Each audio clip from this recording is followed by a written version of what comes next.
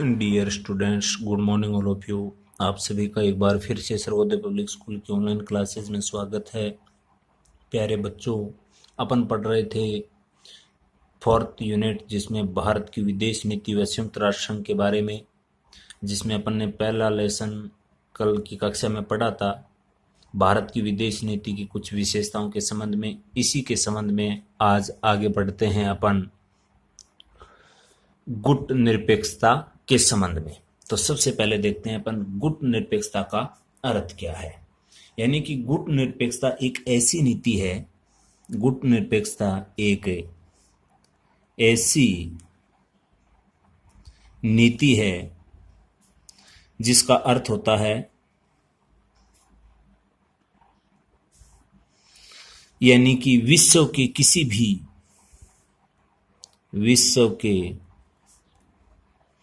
किसी भी सैन्य संगठन में शामिल नहीं होना। अर्थात किसी भी सैनिक संगठन से कोई जुड़ाव नहीं रखना। जैसे कि अपन सब जानते हैं, सेकेंड वर्ल्ड वॉर के बाद पूरी दुनिया दो महान गुटों में बट गई थी, जो एक था नाटो और एक था सिंटो। और दोनों ही ये गुट थे। इनमें से एक गुट का नेतृत्व, जो नाटो था, उसका नेतृत्व कर रहा था अमेरिका, जो पूंजीपतियों का संगठन था, और एक साम्यवादियों का संगठन था सिंटो, जिसका एक प्रकार से नेतृत्व कर रहा था सोवियत संघ, रूस। दोनों ही उस समय की महाशक्तियां थी, आज भी हैं खैर। लेकिन उस समय अपनी अपनी प्रतिष्ठा को कायम करने के लिए पूरी दुनिया को इन्होंने दो गुटों में बांट दिया था, संयुक्त राज्य अमेरिका और सोवियत संघ ने। और उसी समय अपना देश आजाद हुआ 1947 के अंदर। तो भारत के सामने एक प्रकार से ये चुनौती थी कि अपन नवोदित राष्ट्रों में आते हैं, अभी अभी गुलामी की जंजीरों से बाहर निकले हैं, किस प्रकार से अपनी विदेश नीति का निर्धारण करें, किस प्रकार से विश्व में अपने संबंध स्थापित करें।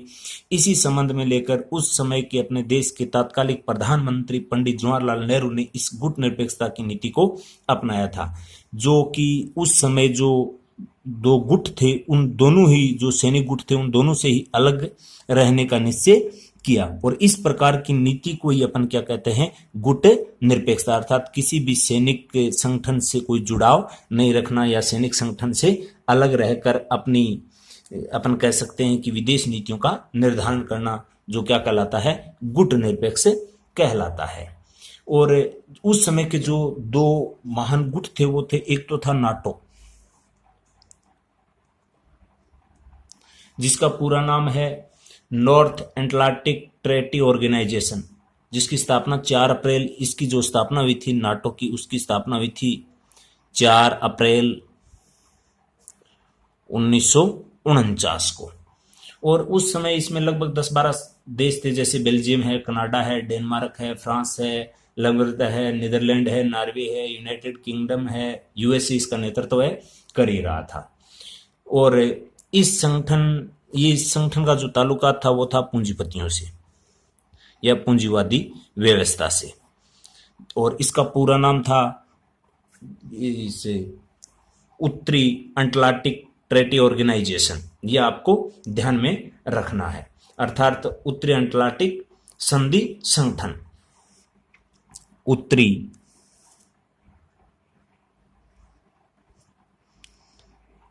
अटलांटिक संधि संगठन, नॉर्थ अटलांटिक ट्रेटी ऑर्गेनाइजेशन, ये आपको ध्यान में रखना है। और इसी के जो सामने था, जो साम्यवादियों का संगठन था, वो था सिंटो।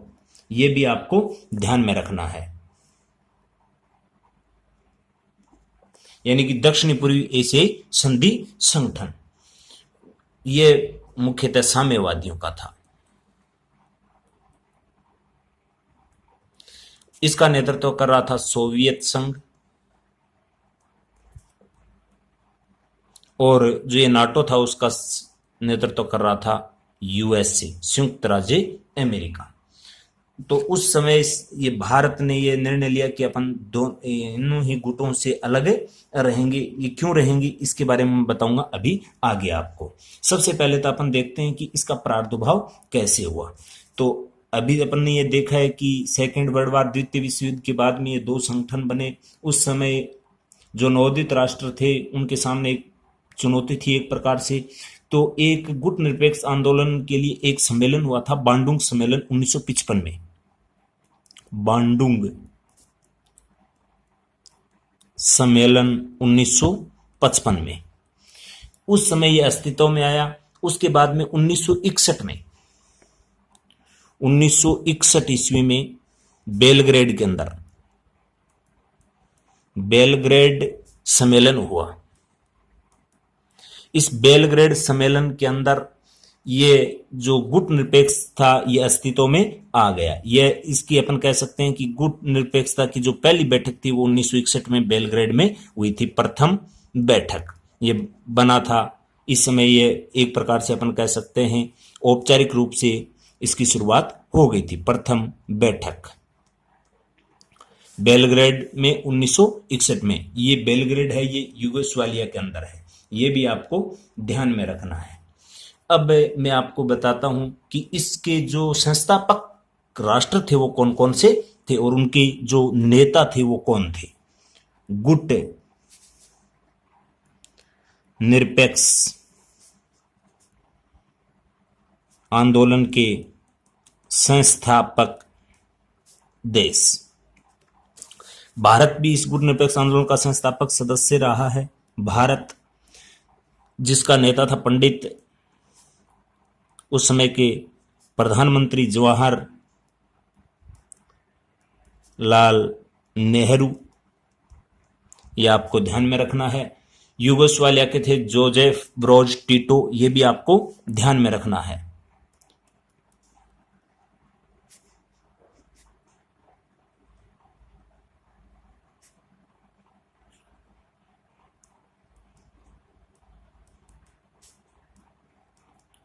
जोसेफ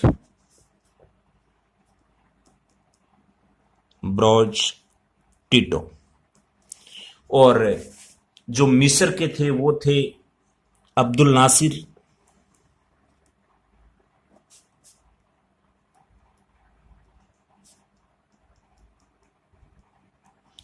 और इंडोनेशिया के थे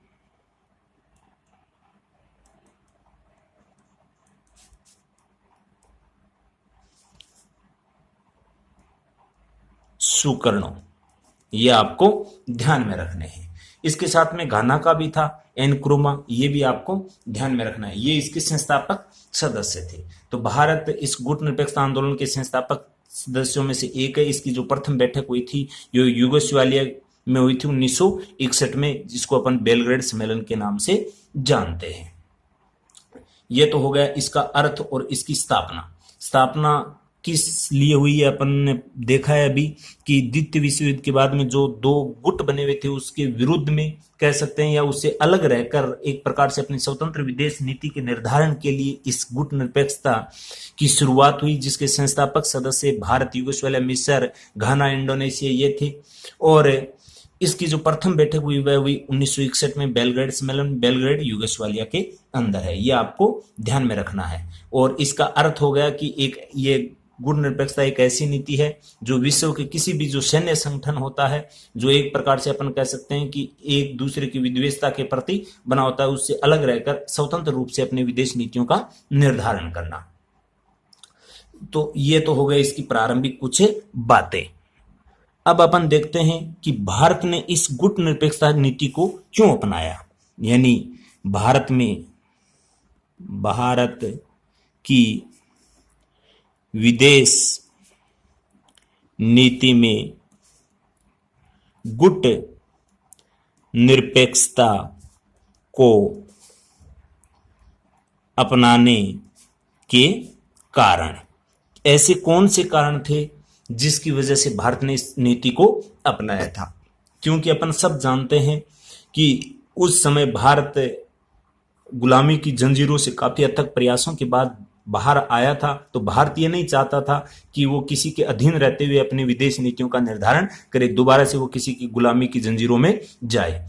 इसी स्थिति को मद्देनजर रखते हुए भारत ने किसी भी गुट के साथ न जुड़कर विश्व में इस प्रकार की किसी भी प्रकार की तनावपूर्ण स्थिति उत्पन्न नहीं करना चाहता था किसी एक गुट के साथ जुड़कर। अर्थात विश्व में किसी गुट के साथ मिलकर तनाव उत्पन्न नहीं करना चाहता था, यह आपको ध्यान में रखना है। और भारत अंतर्राष्ट्रीय राजनीति में अपनी स्वतंत्र विदेश नीति का निर्धारण करना चाहता था जो किसी के प्रभाव से में न हो, अर्थात प्रभाव मुक्त हो। और इस उद्देश्य के लिए इन्होंने इस गुट निरपेक्षता की नीति को भी अपनाया था। और साथ में ही भारत में जो आर्थिक विकास के लिए जो दो महाशक्तियां थी, यूएसए और सोवियत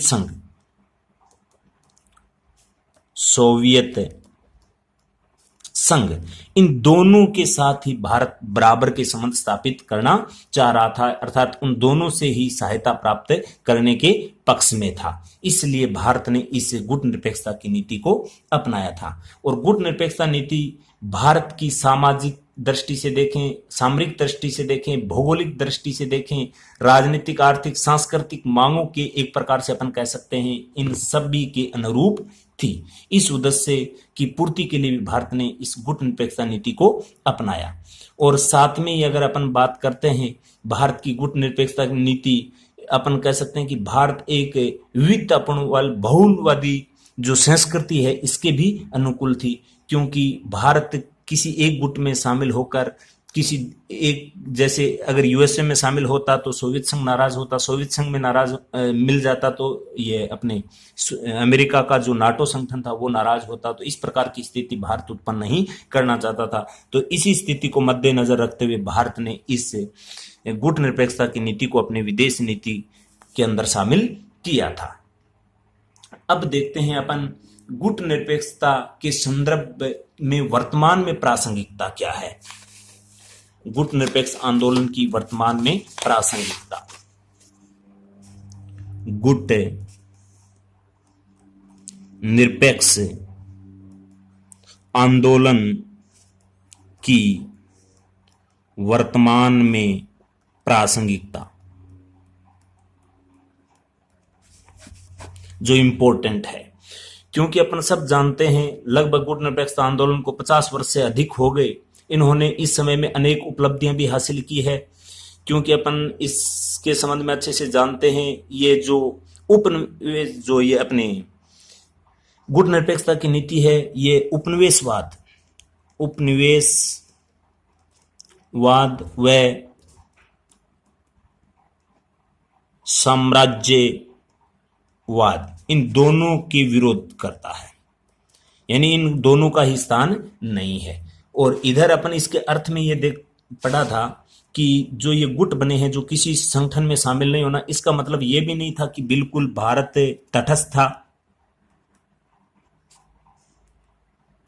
तटस्थता की नीति पर था, बिल्कुल भी नहीं था।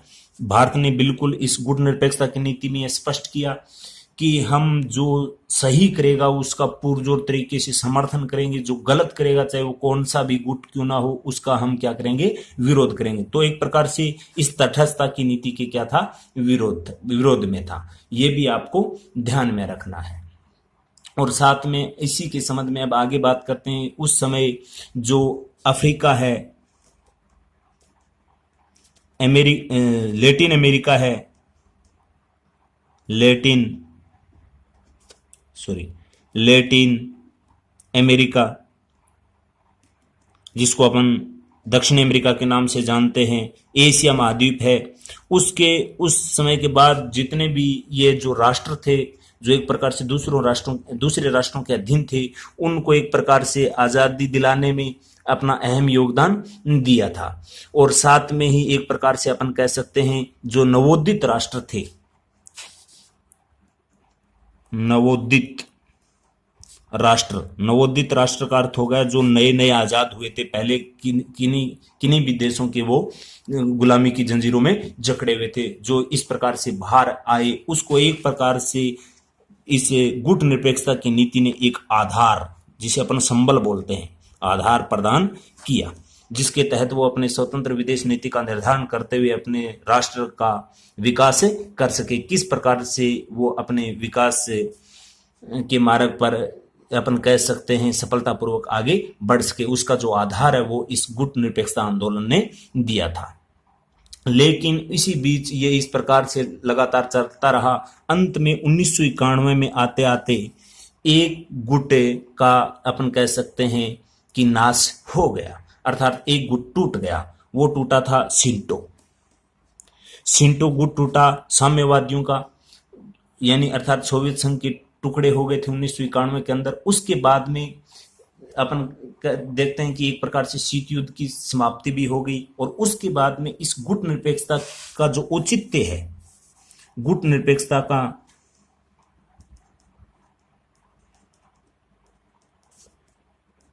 औचित्य, उस पर अपन कह सकते हैं एक प्रकार से प्रश्न चिन्ह उठने लग गए थे, प्रश्न चिन्ह उठने लग गए कि अब इसका कोई उद्देश्य नहीं रहा। यहीं से क्वेश्चन पूछा जाता है कि गुट निरपेक्षता का वर्तमान में औचित्य नहीं रहा, इसके संबंध में आपके क्या विचार हैं, बताइए। तो आपको बताने हैं कि वर्तमान में भी इस शीत युद्ध की समाप्ति अर्थात सोवियत संघ के विघटन के बाद भी लगातार इस गुट निरपेक्षता का औचित्य वर्तमान में भी बराबर बना हुआ है, क्योंकि आज भी एक प्रकार से अपन कह सकते हैं गुट निरपेक्षता की नीति इस आंदोलन के तहत अपन इस को सुदृढ़ स्थिति में, अर्थात अपन कह सकते हैं इसके पक्ष में तर्क आज भी बहुत हैं, क्योंकि ये गुट निरपेक्षता शक्ति एक प्रकार से संतुलन के लिए आज भी क्या है, आवश्यक है, यानी कि आपसी संतुलन बनाए रखने के लिए आज भी ये आवश्यक है। और अब अगर अपन देखते हैं संस्थापक सदस्य नाम मात्र के थे, इसकी 5-6 सदस्य राष्ट्र थे, लेकिन वर्तमान में अगर देखा जाए तो इसकी सदस्य संख्या है वो लगभग 120 देशों से अधिक हो गई है। तो इसकी वर्तमान में जो अपन कह सकते हैं इसकी प्रासंगिकता लगातार आज भी बढ़ती जा रही है। और आज के संदर्भ में अगर देखें अंतर्राष्ट्रीय संबंधों के संबंध में जो परमाणु युद्ध का एक प्रकार से भय बना हुआ है, उस दृष्टि से भी ये एक गुट निरपेक्षता का जो आंदोलन है आज भी क्या है, महत्वपूर्ण है। ये भी आपको ध्यान में रखना है, क्योंकि अपन सब जानते हैं किसी राष्ट्र की संप्रभुता और अखंडता को ये एक प्रकार से सुरक्षा का आधार प्रदान करता है उस राष्ट्र की अपनी स्वतंत्र विदेश नीतियों के निर्धारण के लिए। साथ में अगर अपन देखें अंतर्राष्ट्रीय समस्याएं जैसी चुनौतियां हैं, मानवाधिकार, विकास, जो विश्व व्यापार है, अंतर्राष्ट्रीय जलवायु परिवर्तन संबंधी जो वार्ताएं हैं, उसके संबंध में भी अपन कह सकते हैं कि ये गुट निरपेक्ष आंदोलन है वो एक प्रकार से आधार मंच के रूप में कार्य कर रहा है। और साथ में सोवियत संघ के विघटन के बाद शीत युद्ध की समाप्ति हो गई, लेकिन द्विध्रुवीय व्यवस्था भी समाप्त होने के साथ साथ जैसे गरीब है, कमजोर राष्ट्र है, उसकी सुरक्षा संप्रभुता की चुनौतियां अभी भी क्या नहीं हुई है, कम नहीं हुई है। तो एक प्रकार से जो कमजोर राष्ट्र हैं, जो कमजोर राष्ट्र, जो गरीब राष्ट्र हैं, पिछड़े हुए राष्ट्र हैं, उसके उत्थान के लिए या उसकी संप्रभुता, उसकी एकता व अखंडता को बनाए रखने का जो आधार, वो जो संबल प्रदान कर रहा है, वो आज भी गुट निरपेक्ष आंदोलन कर रहा है। यह भी आपको ध्यान में रखना है। इसी संबंध में आपको 1-2 इसके जो सम्मेलन हैं उसको भी ध्यान में रखने हैं, जो अपने सिलेबस में दिए हुए गुट निरपेक्षता के जो सम्मेलन हुए, जो 17वां शिखर सम्मेलन आयोजित हुआ था, वो हुआ था वेनेजुएला के एक मार्गरीता शहर है उसके अंदर हुआ था 17 से 18 सितंबर 2016 के अंदर। और याद रखना भारत के अंदर जो गुट निरपेक्षता का भी एक सम्मेलन हो चुका है वो हुआ था 7वां शिखर सम्मेलन, 7वां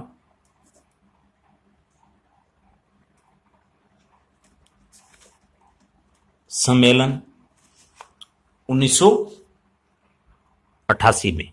इसी के साथ जो विश्व में अंतर्राष्ट्रीय स्तर पर बहुत सारे ऐसे मामले आए जिनमें सुलझाने में इसकी महत्वपूर्ण भूमिका रही है गुटनिरपेक्षता की, चाहे वो स्वेज नहर मामला हो, युगोस्लाविया का मामला हो या फिर इजराइल के संबंध में हो, तो इसमें अपनी अहम भूमिका निभाई है इस गुटनिरपेक्षता की नीति ने। तो इन आधार पर अपन कह सकते हैं कि आज भी विश्व के अंदर जो चुनौतियों का सामना करने के लिए ये एक गुटनिरपेक्ष आंदोलन है, ये एक प्रभावशाली है और यह एक ऐसा मंच है जो विश्व के विकासशील राज्यों को एक अपन कह सकते हैं कि एक समान भागीदारी प्रदान करता है, जो विश्व की जो प्रमुख चुनौतियां हैं जैसे सुरक्षा के खतरे हैं, पर्यावरण प्रदूषण से संबंधित है, स्वास्थ्य से संबंधित समस्याएं, उनको प्रभावी ढंग से उसका सामना किया जा सके। तो इस दृष्टि से अपन कह सकते हैं कि आज भी इसका औचित्य लगातार वर्तमान में बना हुआ है गुटनिरपेक्षता की नीति का। तो आज अपन ने इस गुटनिरपेक्षता के संबंध में पढ़ा। गुटनिरपेक्षता की नीति का अर्थ है, अपन ने अच्छे से पढ़ा है कि विश्व के किसी भी सैन्य संगठन में शामिल नहीं होना। इसका अर्थ यह नहीं है कि तटस्थता की नीति को अपनाए, यानी जो सही है उसका समर्थन करे, जो गलत है उसका पुरजोर तरीके से विरोध करे। साथ में पृथकतावाद की नीति भी नहीं है, पृथकतावाद की भी नीति नहीं है। पृथकतावाद का अर्थ यह हुआ कि अलग थलग रहना नहीं, अलग थलग नहीं, दोनों के साथ एक प्रकार से समान व्यवहार के साथ कार्य करना, जो सही है उसका समर्थन करना, गलत है उसका विरोध करना। इस प्रकार की नीति इस गुटनिरपेक्षता के अंदर अपने को देखने को मिलती है। इसकी स्थापना अपने पढ़ ली कि इसकी 1961 में बेलग्रेड सम्मेलन में हुई थी, जो यूगोस्लाविया में इसके संस्थापक सदस्य। वर्तमान में इसकी क्या प्रासंगिकता उसके संबंध में पढ़ा है। गुटनिरपेक्षता की नीति को भारत में क्यों अपनाया गया है इसके संबंध में भी, गुटनिरपेक्षता की नीति को क्यों अपनाया गया है इसके संबंध में भी अपन ने पढ़ा है भारत के अंदर। तो इस प्रकार से ये आज ये गुटनिरपेक्षता के संबंध में जो वर्तमान जो सरकार की बातें, इसमें भी एक प्रकार से अपन का सकारात्मक पक्ष रहा है, जिसमें भारत ने, आप अच्छे से जानते हैं, पाकिस्तान को एक प्रकार से आतंकवाद के मुद्दे पर अलग थलग करने का गुटनिरपेक्षता को उचित मत प्रदान भी कर रहा है और उसमें वर्तमान सरकार है वो इस आधार पर एक प्रकार से अपन कह सकते हैं कि सकारात्मक कदम भी उठा रही है। तो इस गुटनिरपेक्षता के संबंध में आज के लिए इतना ही। बाकी इस लेसन के बारे में अपन पढ़ेंगे कल नेक्स्ट क्लास में, क्योंकि आज का ये वीडियो काफ़ी बड़ा हो जाएगा। धन्यवाद।